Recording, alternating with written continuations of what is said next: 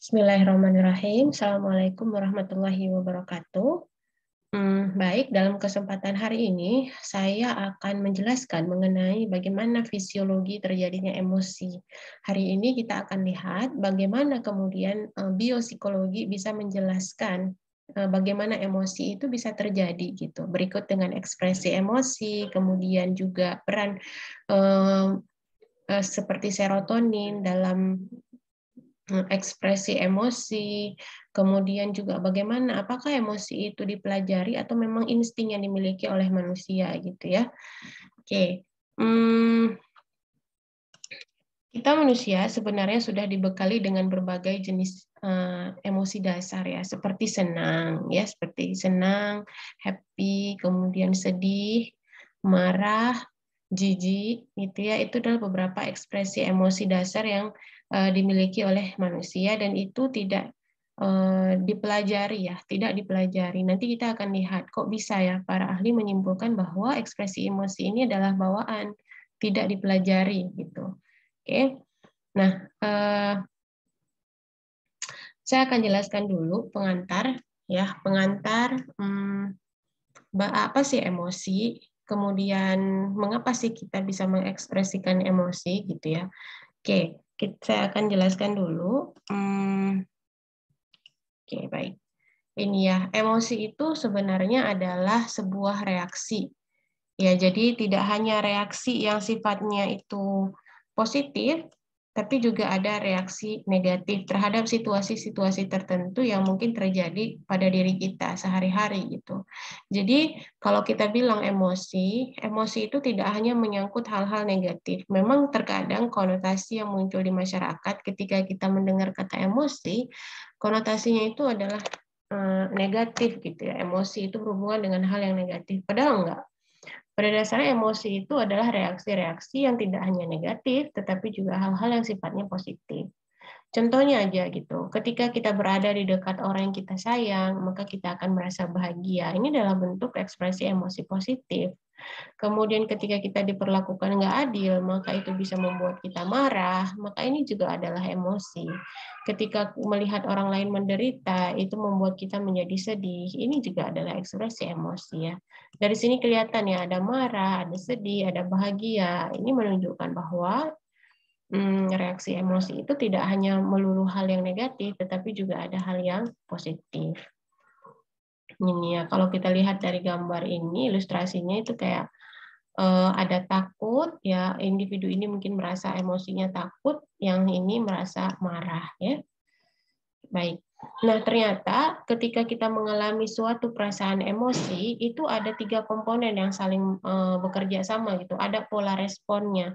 Nah, respon emosi itu ada 3, ada perilaku, ada yang otonom, ada yang hormonal gitu. Mungkin yang mudah sekali kita observasi secara overt behavior itu adalah perilaku ya. Kita bisa lihat ketika seseorang takut dia akan menunjukkan ekspresi tertentu. Nah, ketika kita bahas mengenai otonom dan juga hormonal, ini adalah sebenarnya respon yang diberikan oleh tubuh kita yang mungkin kita nggak bisa lihat itu gitu. Oke, kita akan lihat satu-satu ya gimana penjelasannya. Contohnya misalnya komponen perilaku. Kita lihat dulu yang pertama, komponen perilaku.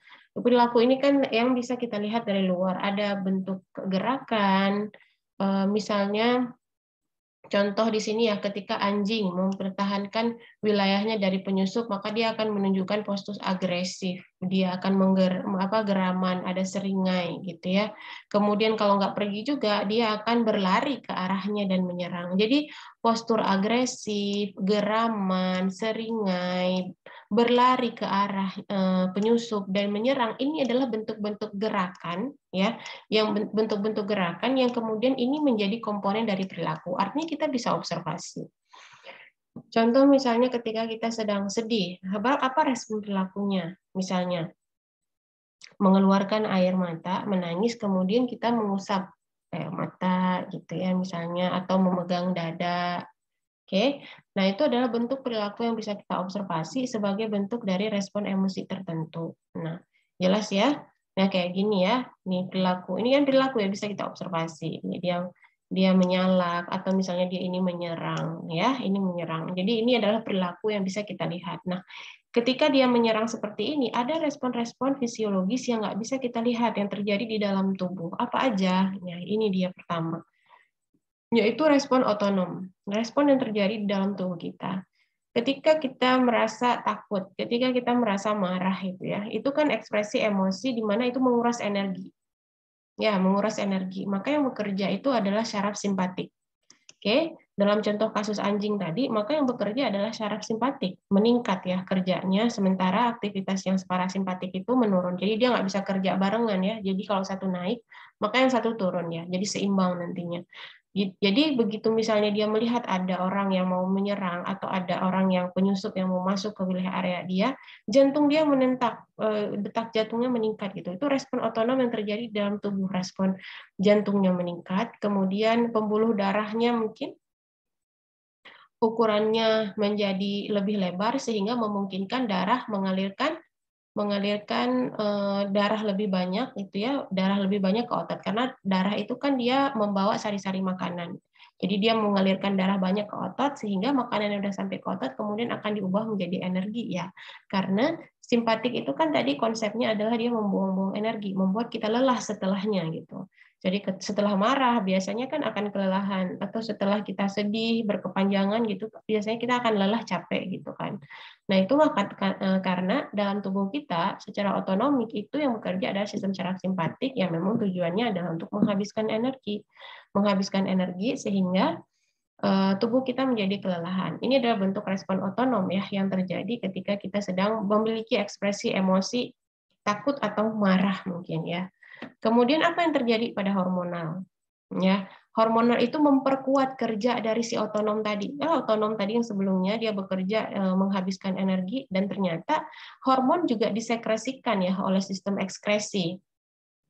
Jadi kelenjar menghasilkan hormon ya, hormon epinefrin, non-epinefrin di mana hormon ini membantu agar darah itu semakin lancar mengalirkan sari-sari makanan, jadi pembuluh darah semakin lebar, kemudian dialirkanlah darah-darah yang membawa sari-sari makanan itu ke otot, sehingga yang tadi ya terubah, jadi energi atau simpanan energi yang ada di otot itu akan diubah menjadi glukosa. Nah, glukosa ini kan kemudian kita pakai untuk energi, ya, untuk energi yang digunakan untuk menyerang siapa tadi penyusup yang datang.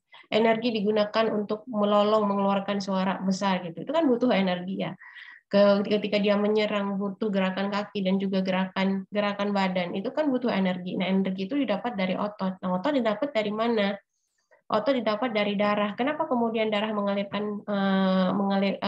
pembuluh darah mengalirkan darah banyak ke otot? Karena ada sekresi hormon. Kenapa bisa kok hormon mengeluarkan ini? Karena tadi ada stimulus dari lingkungan yang dilihat oleh alat indera, yaitu ada penyusup yang datang masuk.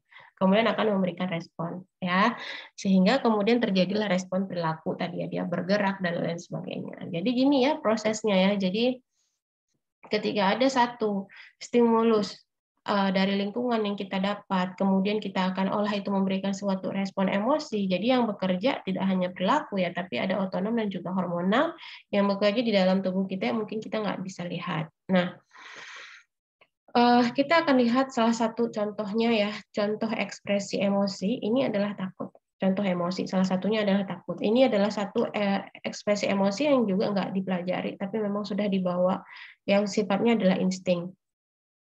Nah, setelah diteliti ternyata takut ini pusatnya itu ada di amigdala.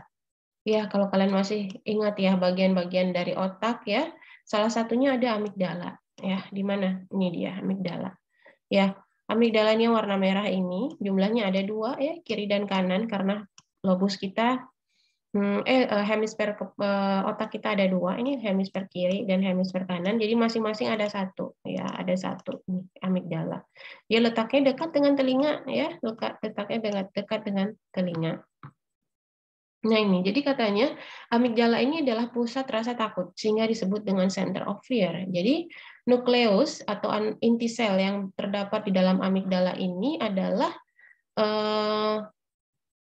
sentral ya atau pusat penting bagi ekspresi respon emosi yang dipicu oleh stimulus-stimulus yang nggak menyenangkan. Jadi amigdala ini fokusnya dia bukan stimulus yang menyenangkan, stimulus yang membuat rasa takut ya. Ini dikendalikan oleh amigdala. Ketika stimulus mengancam diterima kayak tadi contoh anjing tadi ya, mengancam ya ada orang datang gitu masuk ke wilayah dia, itu kan ancaman ya.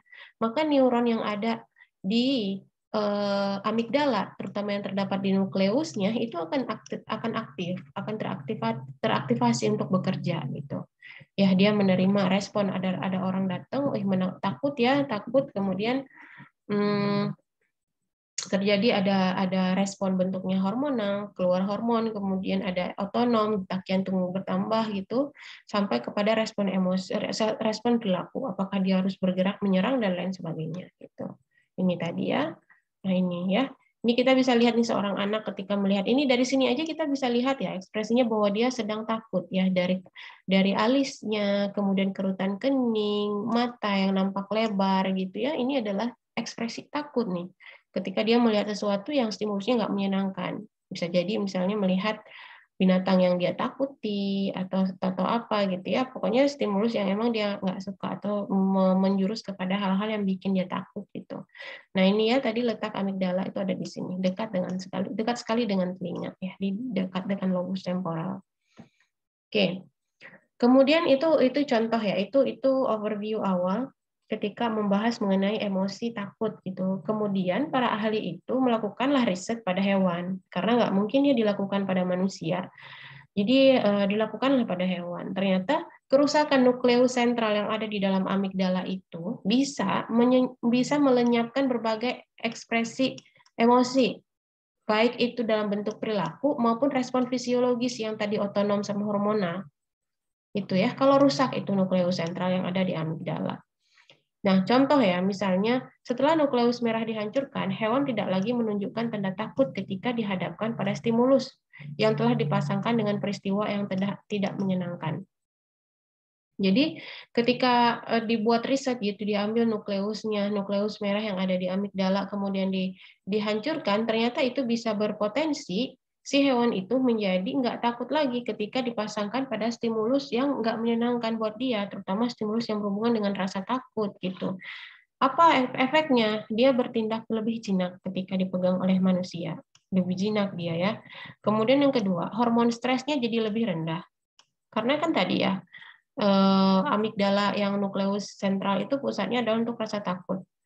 Ketika takut itu kan kita merasa stres ya, karena syaraf simpatik yang bekerja di saat stres. Jadi ketika nukleus sentral di amigdala itu nggak ada lagi, maka hormon stresnya menjadi lebih rendah.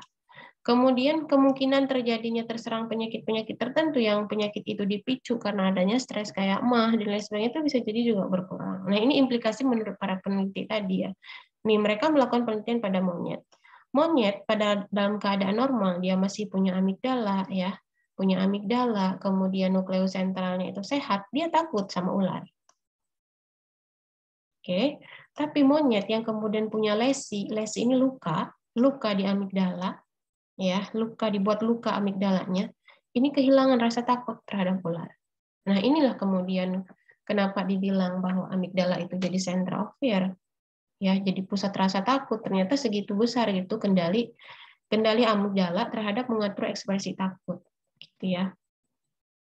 Nah berikutnya kita lihat emosi berikutnya tadi takut, kita akan lihat marah. Marah itu berhubungan sama agresif ya. Nah kalian bisa baca di buku Fisiologi Perilaku di buku Faal 2 ya di halaman 9 itu cerita tentang kekerasan dan juga agresivitas manusia. Bagaimana kemudian manusia yang punya perilaku perilaku antisosial, bukan antisosial ya, agresif secara sosial bisa dikatakan bahwa itu punya pengaruh dari warisan sifat dari orang tuanya ya atau juga dari peran serotonin.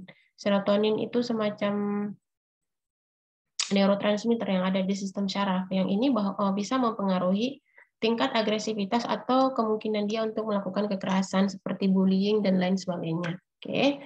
Nah, gimana kok bisa gitu? Nah, ini pertama kita lihat dulu warisan sifat ya. Berarti kalau warisan sifat kita dapat dari orang tua ya, pengaruh genetik. Nah, pengalaman masa kecil dapat membantu perkembangan perilaku agresif. Namun penelitian telah menunjukkan bahwa pewarisan sifat memainkan peranan yang signifikan. Pengalaman masa kecil ya, pengalaman masa kecil misalnya dia melihat orang tuanya agresif atau misalnya sering memukul dan lain sebagainya, pengalaman yang dia dapatkan dari situ kan dia belajar ya, dari proses belajar itu kemudian bisa membantu bahwa perkembangan perilaku agresif itu dia muncul atau enggak gitu. Tapi ternyata enggak hanya dari pengalaman, dari warisan sifat juga memainkan peranan penting pada perilaku agresif yang dimiliki oleh seseorang.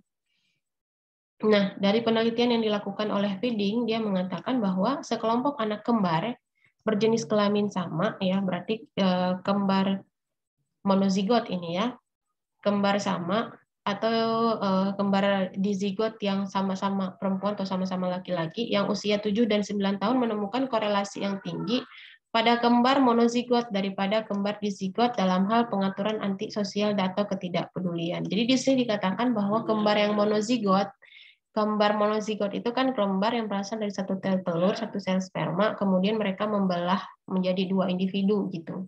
Kalau dizigot berasal dari dua sel telur dan dua sel sperma yang dibuahi secara berbeda. Kalau monozigot dibuahi bersamaan satu gitu, tapi mereka membelah diri. Ternyata potensi untuk mewariskan sifat perilaku agresif itu lebih besar persentasenya atau prevalensinya pada yang kembar yang satu membelah diri tadi ya, daripada kembar yang dua beda gitu. Karena bisa jadi yang dua tadi kan karena dari dua sel telur dan dua sel sperma, mereka membawa kode genetik yang beda-beda gitu. Tapi kalau dari monozigot ini, dari kode genetik yang sama, kemudian membelah diri. Ya, makanya dikatakan monozigot ini kembar identik gitu.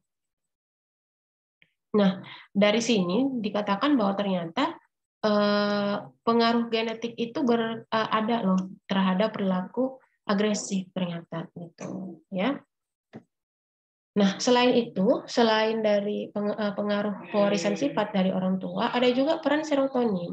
Nah, peran serotonin ini adalah semacam neurotransmitter, ya, peran neurotransmitter yang ada di dalam sistem saraf kita. Tingkat serotonin yang rendah, orang yang memiliki serotonin yang rendah, itu punya potensi dia untuk memiliki perilaku agresif seperti ya antisosial yang tadi saya bilang ya, menyerang orang lain, kekerasan dengan sengaja, pembunuhan atau pemukulan anak, bullying, perundungan gitu. Jadi orang yang memiliki serotonin yang rendah itu bisa memiliki perilaku agresif yang tinggi. Nah, gitu ya. Nah, diteliti bahwa pada orang-orang dipelajari pada sekelompok pria ini yang mempunyai gangguan kepribadian, termasuk mereka yang punya perilaku agresif, ya ternyata pria-pria ini memiliki aktivitas serotonin yang rendah.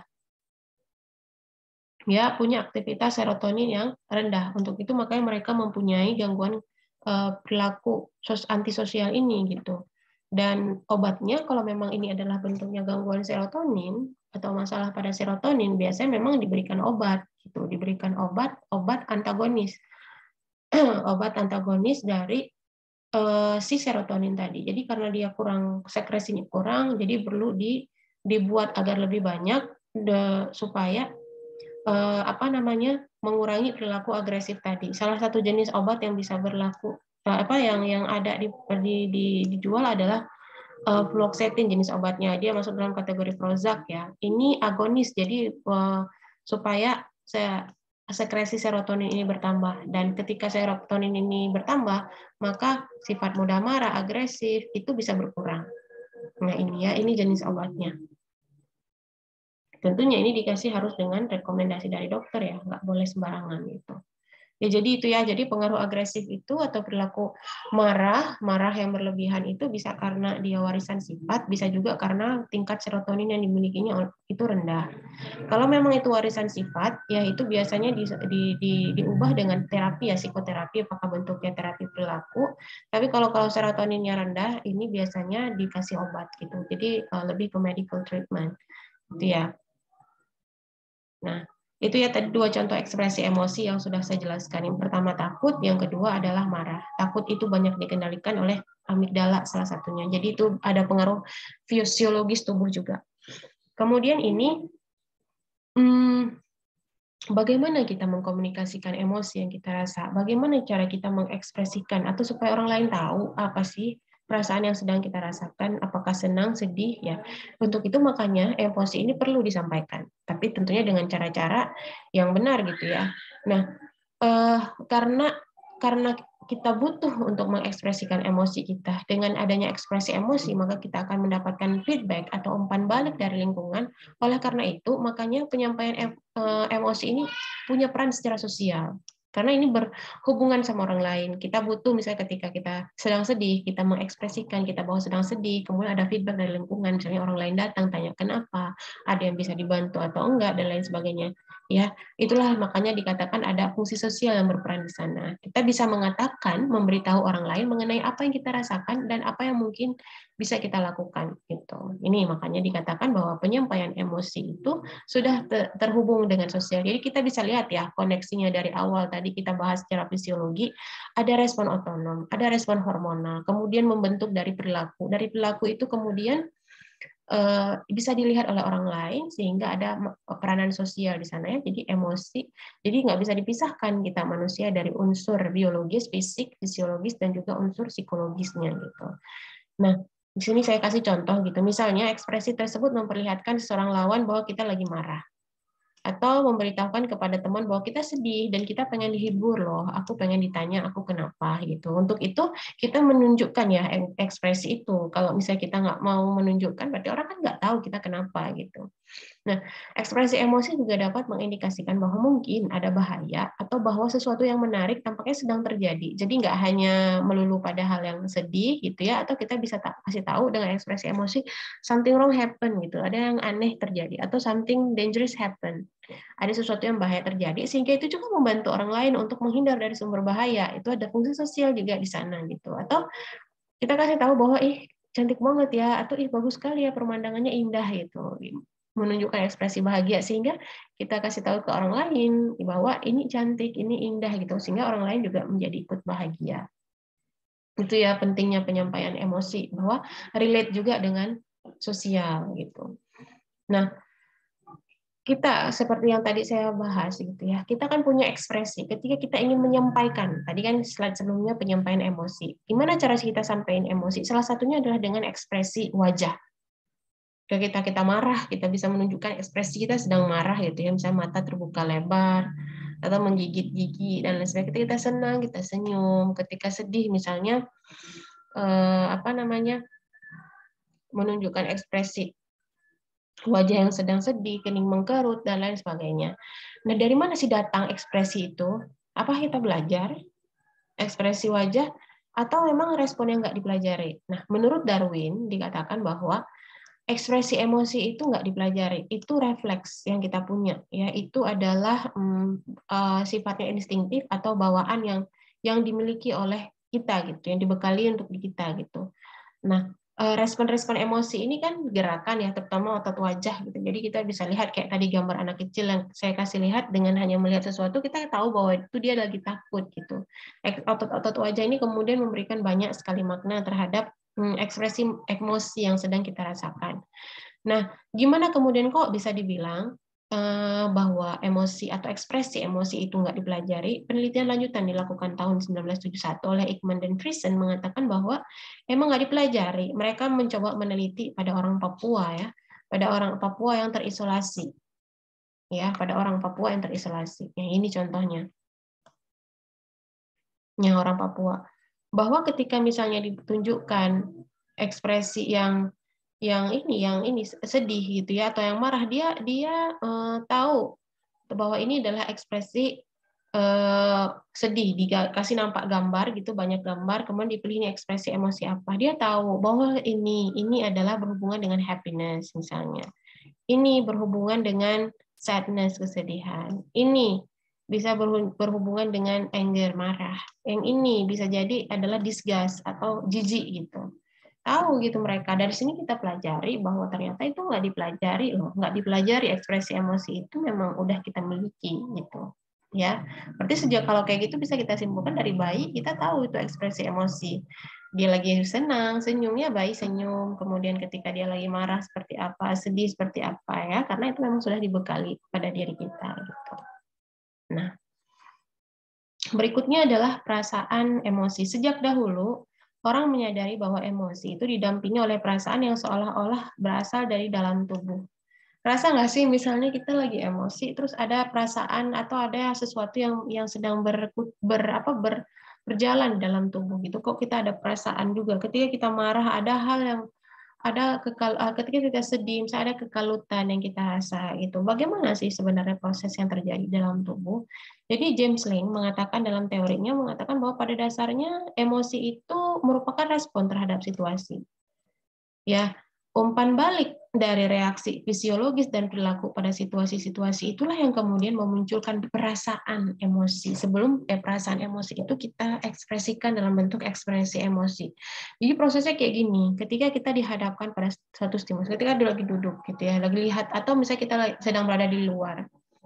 Kemudian ketika kita melihat contohnya seperti stimulus ya, melihat berarti ya stimulus yang kemudian kita dapat yang kemudian itu masuk ke mata, kemudian mata akan memproses dibawa oleh neuron yang ada di mata, dibawa ke otak untuk diproses. Itu misalnya adalah gambar apa gitu. Misalnya kita lihat adegan misalnya seorang ibu yang sedang berjalan sama anaknya dengan menunjukkan ekspresi senang, dia senang berjalan dengan ibunya. Oh, kita bisa mengatakan atau kita bisa mendapatkan informasi bahwa mereka sedang senang, gitu ya. Sehingga kita menjadi ikut senang juga dalam situasi seperti itu. Jadi mulainya itu adalah dari respon kita terhadap situasi. Jadi prosesnya itu ada stimulus dari situasi, dari lingkungan, ya.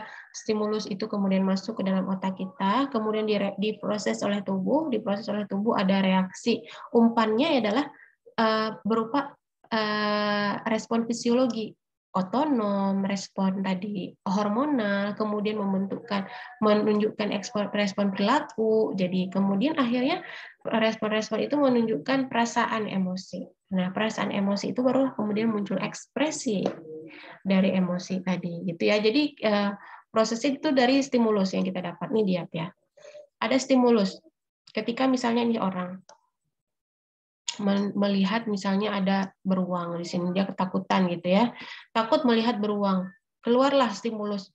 Oh, stimulusnya melihat beruang nih lagi bersuara keras, takut. Akhirnya muncullah respon dalam tubuh, jantung berdetak kencang, kemudian hormon adrenalin keluar, akhirnya dia memunculkan, oh saya takut menunjukkan ekspresi. Akhirnya takut ya, muncul perasaan takutlah itu kemudian diekspresikan dalam bentuk wajah, misalnya takut seperti ekspresi di sini, dia takut pegang ini gitu, menunjukkan wajah ketakutan gitu. Baru kemudian dia mengambil respon, ini memegang ini juga bentuknya perilaku ya, respon perilaku. Kemudian perilaku berikutnya dia harus apa? Melarikan diri misalnya. Kan lari itu menggerakkan otot itu ya. Nah, di sini saya bilang, jadi terintegrasi ya, kita bisa jelaskan respon emosi itu bisa dijelaskan loh secara fisiologis, secara biopsikologi bisa dijelaskan, dan itu ada hubungannya semua dengan otak gitu. Ketika kita tahu itu ya takut, oh ketika kita tahu itu stimulus yang menakutkan, mungkin pertama kita nggak tahu ya, kayak bayi misalnya belajar, kalau kalian pernah ingat teorinya dari Watson, dia teliti tentang Little Albert ya, yang dia memberikan stimulus, mengajarkan Albert untuk takut pada benda-benda yang punya bulu-bulu halus. Pertama dia kasih lihat Albert tikus, dia nggak takut. Kemudian dia pasangkan tikus itu dengan suara keras sehingga si bayi takut dengan tikus gitu, karena udah dipasangkan dengan suara keras tadi. Ketika diperlihatkan tikus terus ada suara keras, si Albert sebenarnya takutnya bukan sama tikus tapi sama suara keras tadi gitu. Tapi karena dipasangkan tikus dengan suara keras, akhirnya ketika Albert diperlihatkan tikus aja dia udah takut.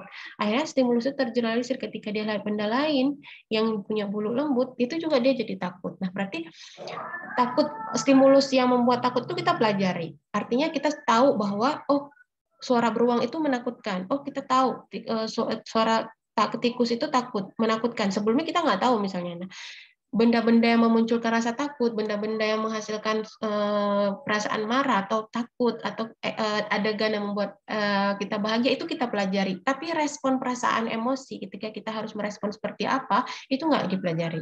Itu maksudnya. Jadi kita tahu beruang itu menakutkan itu dari proses belajar. Dan kita kasih tahu, oh beruang itu nanti kayak gini, ini menakutkan. Terus misalnya kita lihat suara anjing, kalau ada suara anjing itu kayak menakutkan karena pernah punya pengalaman atau pernah diajarkan, oh anjing itu bisa menggigit misalnya. Nah itu kita pelajari, tapi responnya kita harus memberikan respon takut, itu nggak pelajari. Bagaimana kita memberikan, oh takut ya, nah, itu nggak dipelajari, otomatis belajar. Itu udah ada sendiri secara instinktif gitu, ya. Nah itu maksudnya. Jadi mereka menganggap bahwa kemudian ini ada lagi gitu, ada lagi menjelaskan bahwa kok bisa ketika kita melihat sebuah adegan bahagia, kemudian kita kok bisa juga ikut bahagia ya, padahal kita tidak ada atau tidak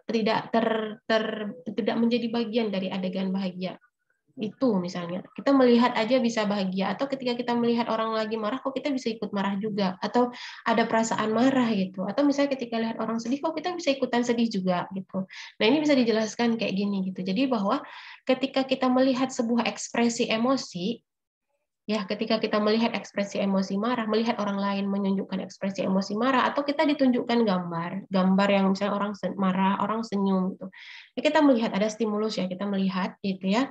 Nah, ketika kita melihat ini, otak kan pernah menyimpan informasi oh bahwa ini tuh ekspresi sedih, oh ini tuh ekspresi marah ya, menyimpan di dalam otak gitu ya.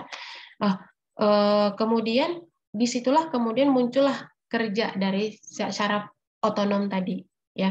Ketika kita lihat lagi marah, oh kita jadi kayak merasa jantung berdegup kencang, merasa kayak apa namanya kok jadi deg-degan, jadi kayak marah juga gitu.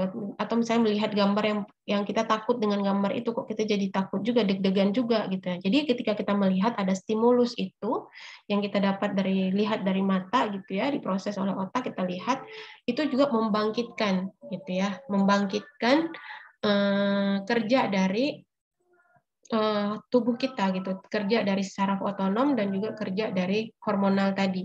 Karena kita melihat gambar itu kan stimulus juga kita dapat dari mata, atau kita melihat gambar itu atau melihat adegan itu dalam kehidupan yang nyata, atau dihadapkan pada kehidupan yang nyata itu kayak gambar anjing sama melihat anjing sungguhan, itu kan sama-sama stimulus yang buat kita takut gitu ya. Jadi itu teraktivasilah sistem syaraf otonom kita. Atau misalnya ketika kita melihat orang yang senang kok kita senang juga ya gitu ya. Jadi ketika kita melihat itu juga membangkitkan kerja syaraf otonom kita, hormonal kita juga ikut bekerja, makanya ketika kita lihat orang senang kita juga ikut senang. Ini contohnya ya, ketika melihat orang lain tersenyum senang, kita akan meniru senyuman itu, dan secara internal dalam tubuh kita membuat kita menjadi ikutan bahagia. Ketika melihat kita lagi sedih, kemudian orang lain memberikan senyuman dan lain sebagainya gitu ya. Jadi ada semacam respon fisiologis yang terjadi dalam tubuh kita gitu ya, untuk juga ikut bahagia, untuk juga ikut senang gitu. Nah, itu ya. Jadi prosesnya bisa dijelaskan ya, bisa dijelaskan secara fisiologis gitu. Oke. Mudah-mudahan bisa dipahami ya, mudah-mudahan bisa dipahami. Inilah